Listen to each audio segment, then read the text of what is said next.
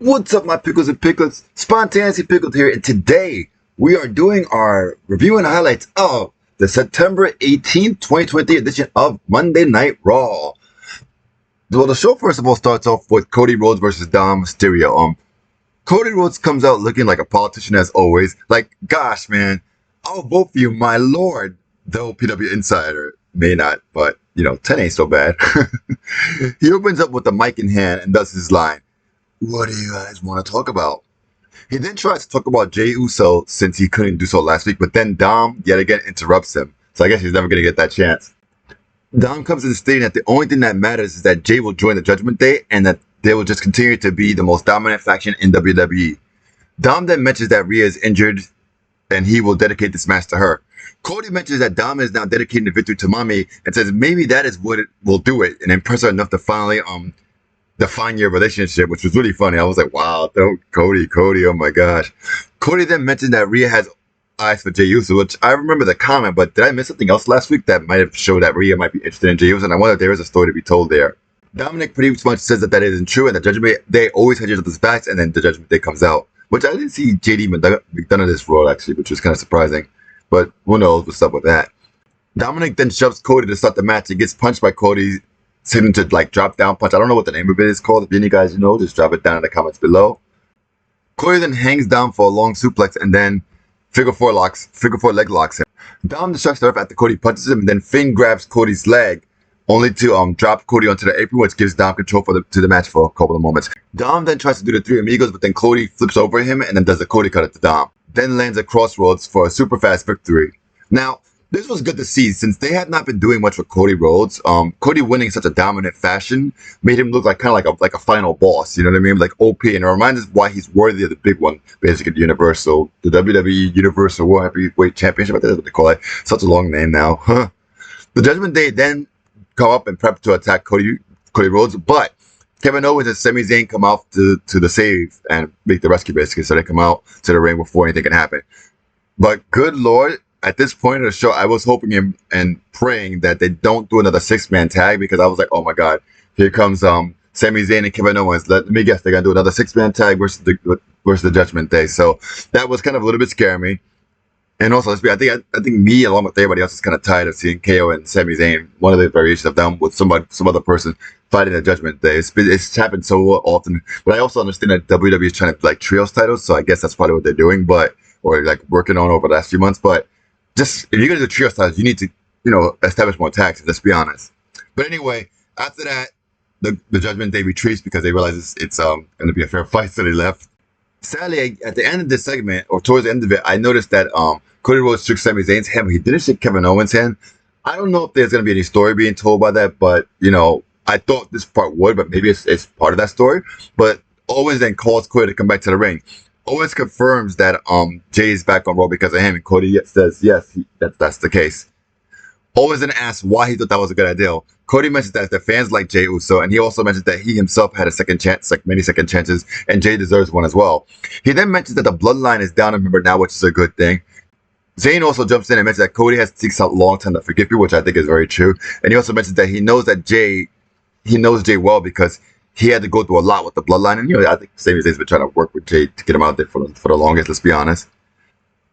And he also reminds Owens about how giving second chances actually can benefit to either others, like it did for them when they won tag team titles.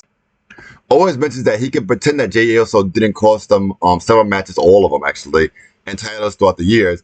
And he also then mentioned that JB is like one eyeliner away from being the bloodline, but he'll look past it. He said because he trusts both of them. But he really hopes that they're right. Next up, we have Kofi versus Ivar. After a few exchanges, Ivar lands a shoulder block.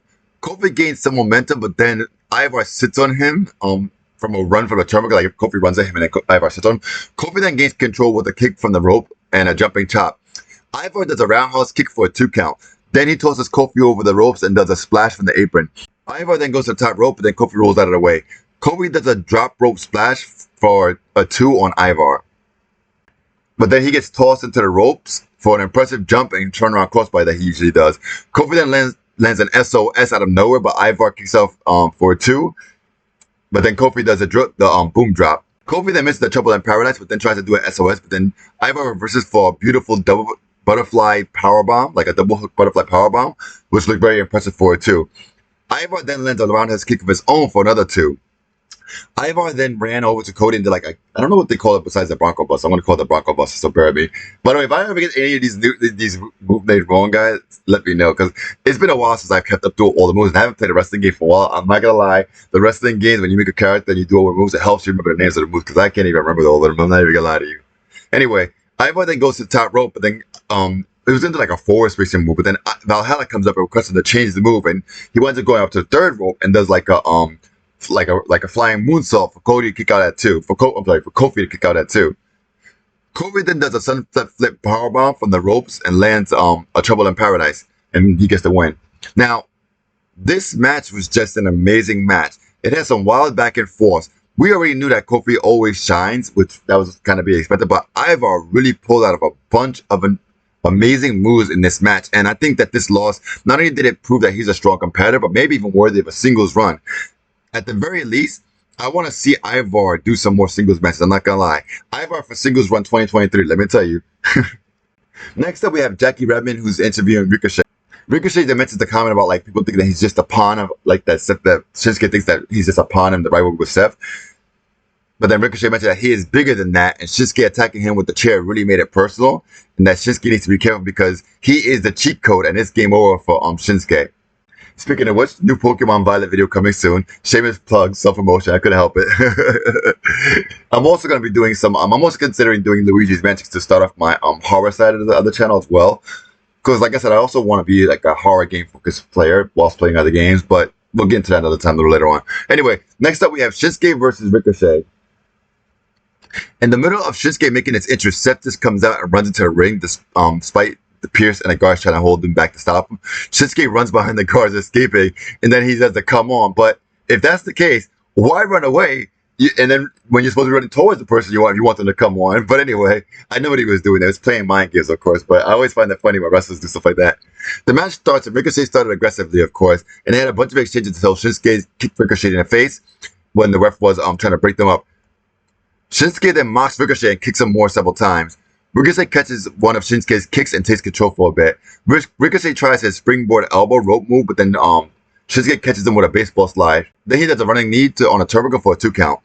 The fans start cheering for Ricochet, and then Ricochet tries to rally back, but then quickly gets hit with a knee. There is basically ending that rally. Ricochet then finally rallies back with a kick to the back and started like a standing moonsault for a 2 count. He continues to start favoring his ribs though, but Shinsuke then immediately at that Shinsuke then does a quick gut punch, getting control of the match. Shinsuke tried for a sliding German suplex, but Ricochet kind of does flips over and out of it and then lands a moonsault on the outside. Shinsuke then runs at Ricochet but gets caught with a flying knee. Ricochet then does a standing shooting star for a 2 count. Shinsuke tries to come back, but Ricochet does a flying crossbody for another 2 count. Shinsuke then does a boot on Ricochet on a turnbuckle. He then kicks him off the apron. Ricochet then lands a standing enziguri. Nakamura tries to hit him with a steel chair, but then misses, but then Ricochet gets the steel chair and then hits Nakamura with it, giving Nakamura the victory. Now, Ricochet then argues with the referee, but then gets caught off guard with a kick to the back of the knee and then a chest out to the back of the neck. He then starts attacking. Shinsuke then starts to attack Ricochet's knees, even hitting it with a chair on a turnbuckle. Rollins then comes out to try to make the save, and he tries to get a pedigree on Nakamura, but then Nakamura reverses, making Seth Rollins land onto the steel chair that was in the ring. The guards then come up, but then Rollins only runs through them, only to get ran into the table and then slammed on the table, and that ends the segment. Afterwards, we come back with Rollins walking backstage. He claims that he's fine, but then he collapses and then gets helped into the trainer's room. After that, we get to Brian Saxton interviewing Piper Niven and Chelsea Green, which really is a short but funny segment. And he then asks how they feel about facing Shayna Baszler and Zoe Stark. Chelsea then mentions that they are a fake tag, that Shayna Baszler and Zoe Stark are a fake tag team and don't stand a chance because they aren't even friends like her and Niven are. Niven then interrupts and asking if they were friends, then please let her know what country she's from. Chelsea then halfway says several places, hoping that Niven would give her the right answer. And he was Florida, which obviously we know is not a country. And then Piper Niven just walks up. Brian then tells her that it's Scotland, so Chelsea makes Chase saying, "It's Scotland! It's Scotland!" I thought that was really, really funny, by the way. We then have Zoe Stark and Shayna Baszler versus Chelsea Green and Piper Niven. Zoe and Chelsea start the match. So Chelsea lands a kick and a punch, but then Zoe lands some punches of her own and taking control of the match. She does a snapmare sliding clothesline and then running senton. Shayna then asks to be tagged in, and then Zoe listens for that and then tags Shayna in. Shayna does like a standing armbar with the like with a drop or something like that. It was really kind of cool. Chelsea then slaps her, but then gets dropped with an armbar like drop, then a sliding kick. Shayna then tags in Zoe. Zoe tries to do like a running crossbody, but Niven pulls Chelsea out of the way, and then the latter lands a missile drop kick. Niven then tags in Chelsea, and then Chelsea and Zoe have a back and forth, but Zoe takes control with a super kick and a pin that Niven had to save Chelsea from. Baszler then runs in and knees Piper Niven to the outside, and Piper then headbutts Shayna and slams her on the outside of the ring. She tried to get back into the ring, but then out of nowhere, Nia Jax comes, and she like tosses her into the turnbuckle. Then she Samoan drops Zoe Stark and lands a senton on her.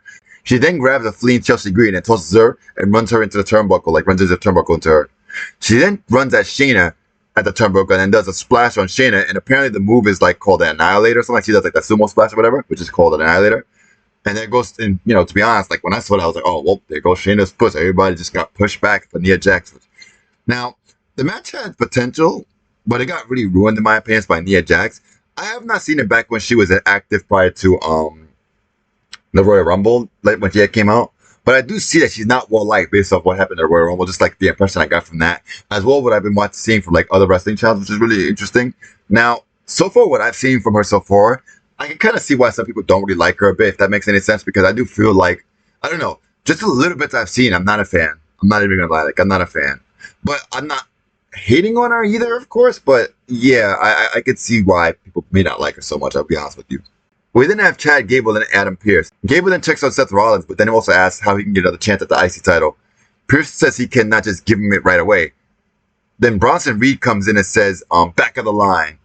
Gable says he suplexes big guys like Bronson Reed for a living. Pearce, and then pretty much that was like a challenge, so then Pearce pretty much grants that match. Next up, we have Jackie Redmond interviewing Jey Uso. Jackie mentions that Kevin Owens' comment about Jey Uso coming on Mondays, and how like Drew doesn't even want him there, and she asked him how is he handling it all. Jay mentions that his history with Drew and that he will handle it. Priest then comes out and kicks Jackie out, saying give them the rule basically. Priest then says that the Judgment Day is looking for an Uso, but he mentioned that he personally really wants Jay to be in that and that they are a family. Jay mentions that he knows all about family. Basically, Priest was saying that the Judgment Day is a family, by the way. And then Jay mentions he knows that obviously, all about family because of bloodline.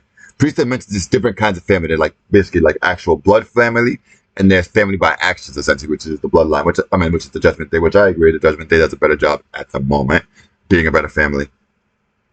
Next up, we have Chad Gable versus Bronson Reed. Now, the match starts off with Reed showing his power. Gable tries for some like running forearms and a missile drop kick, but none of them actually knock Reed down. Reed then reverses a German suplex attempt and then runs into him in the turnbuckle and does a beautiful modified power slam.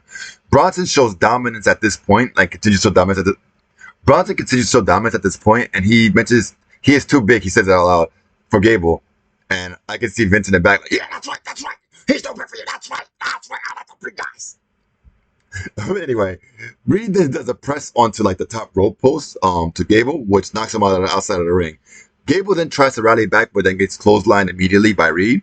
Bronson then attacks him on the turnbuckle, but then Gable grabs his arm for a turnbuckle armbar.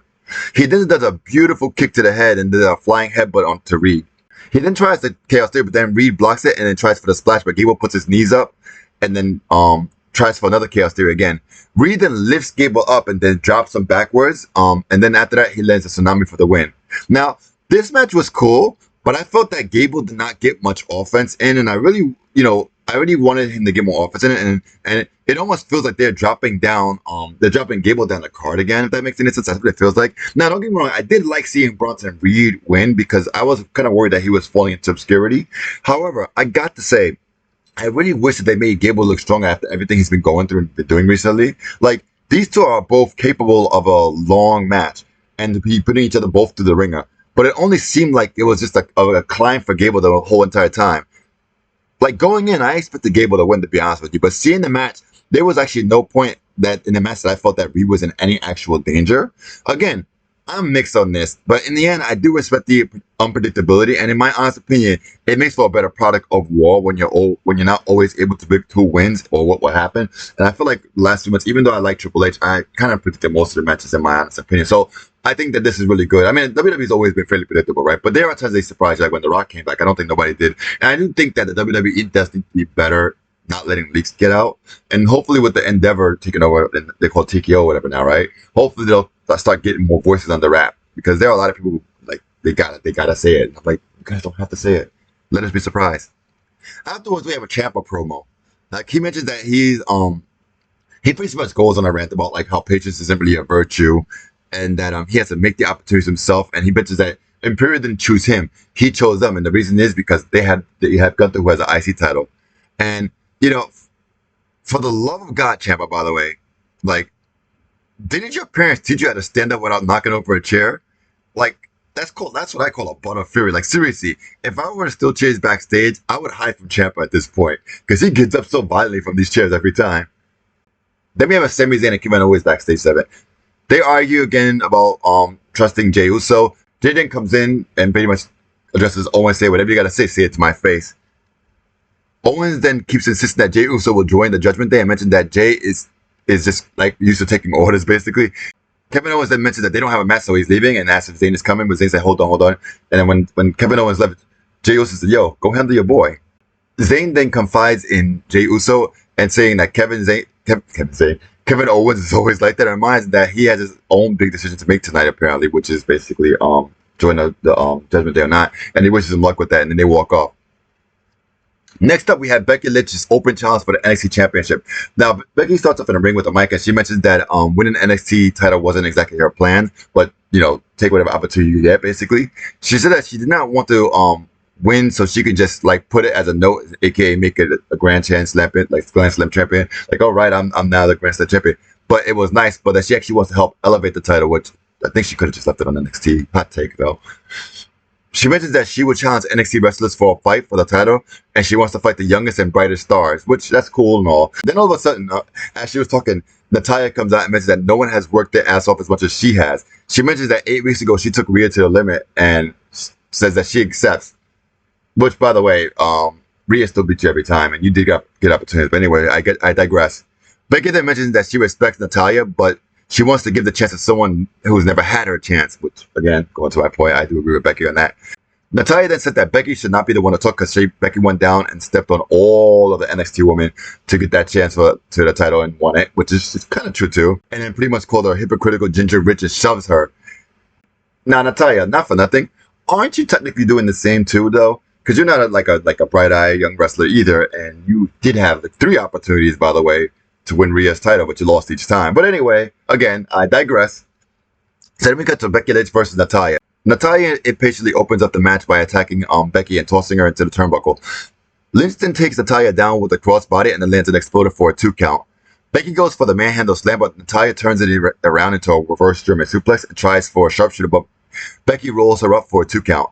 Natalya then tries to toss Becky out, but Becky kicks her into the midsection.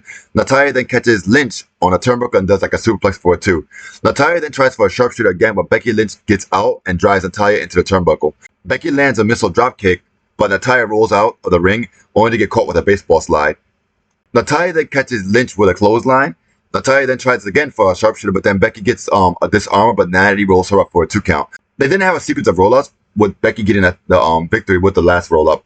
Now, the match was short, but it was also good to see Natty try to win, and she put up a pretty fair fight. Yes, it was short again, but I did like seeing Natty win, even though I do find it a little bit funny that she called Becky a hypocrite for, you know, taking the title from younger talent when she challenged for the same title. But, you know, it's still good to see Natty on TV, and, you know, I did like her a lot back in the day, especially when she first came. So I'm always happy to see Natalya, but congratulations, Becky, on the win, and I guess becoming a Grand Slam champion.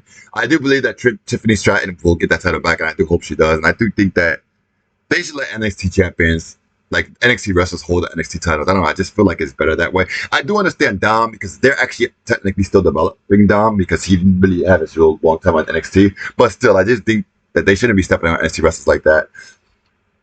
Then we have like a Dom, Adam Pearce, and Dragon Lee segment. Pierce and Dragon Lee are talking, but Dom comes in and complains that he lost due to being distracted by Rhea's situation. Dom mentions that Pierce did not do his job punishing Nia Jax, which I agree, and instead he's just talking to Dragon Lee.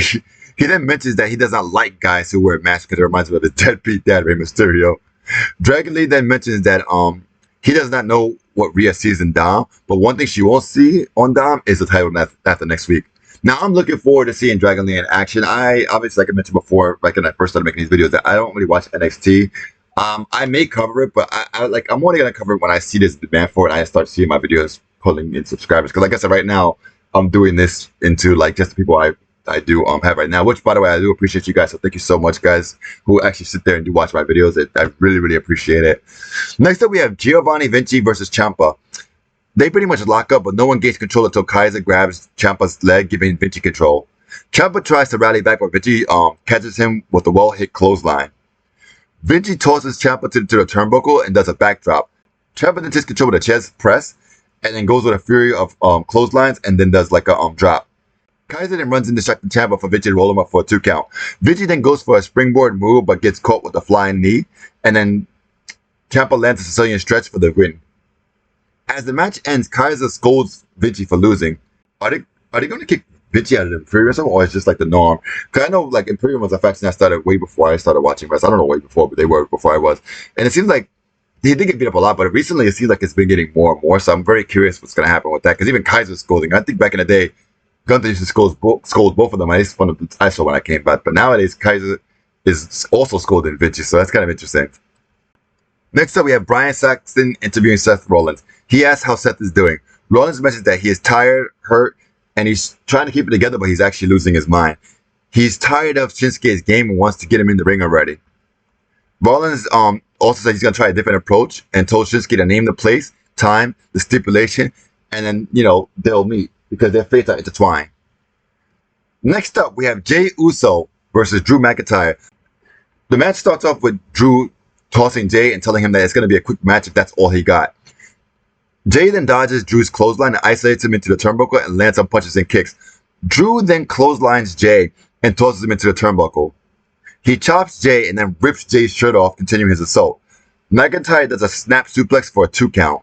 Jey then starts landing headbutts, but then Drew takes control again. Jey tosses McIntyre out, and then Jey runs and then dives on McIntyre 2 times. He does like 2 suicide dives on to McIntyre. The Judgment Day then come out. Jey and Drew battle on the top rope, with Drew coming out on top with a superplex. They then both get up and have a punch exchange, with Drew doing like a Glasgow kiss and Jey landing an enziguri and a Samoan drop for a 2 count. McIntyre then rolls out of the ring, and then Jey tries to go for the suicide dive again, only to get punched by Drew. McIntyre then lands a spine buster for a 2 count. McIntyre then lands a neck breaker and presses to do the Claymore, but then Dom distracts the ref and Priest grabs McIntyre's leg, and then Jey lands a super kick for a 2 count. Jey rolls to the turnbuckle, and the Judgment Day tries to cheer him on.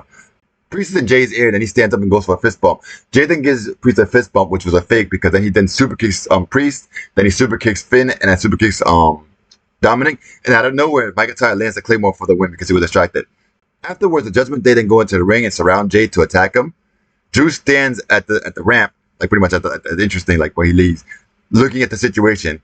McIntyre debates if he should go and help Jey, but does not, and decides to walk away, but then looks back again. And then Cody Rhodes comes out to help Jey against the Judgment Day. And I gotta say, he pretty much beat the Judgment Day up, got him on the ring and everything like that. I gotta say, Cody Rhodes, this Raw, came out looking like a beast. And I really like that. I really like that they made him look like a beast, because I think that Cody Rhodes needs to be the guy to beat Roman Reigns. And I do hope that they don't push that to the side for The Rock versus Roman Reigns. Of course, I love The Rock, but I just want. They don't have to have a title match with The Rock versus Roman Reigns. I think it's not necessary, So I do hope that they do give Cody his flowers. He deserves it. It's clear that he's somebody big in the company nowadays, and I hope that it continues. I think that Cody also, when he was in AEW, he must have really learned a lot more to grow himself as a character and as a business side of things. So I really like what I'm seeing from Cody, and I really hope this momentum stays, and I hope that they keep giving him some more TV time, because for a while he was kind of really barely doing anything. So it's good to see him having some matches. But anyway, that does conclude this episode of my Raw reviews and highlights. Overall, I do like this episode of Raw. I think that it was they had a lot of nice matches, a lot of build-ups. Now, there were a couple of short matches that I wasn't necessarily a fan of. And I wasn't necessarily a fan of the Gable versus Bronson Reed match. I love seeing Bronson Reed win, but I feel like he didn't need that victory over Gable. It could have been over anyone else. I do hope that they don't like I said, make Gable now going back to being a jobber essentially, because Gable was losing a lot for a while. I think I remember like back like last year from watching. It seems like the fans became behind him because he was like the underdog on some like Daniel Bryan type of stuff from back in the day. So I hope that that's not going to be the case, but we're going to see. Again, that concludes this episode of the September 18th, 2023 Raw review, and Spontaneously Pickled is out. Bye.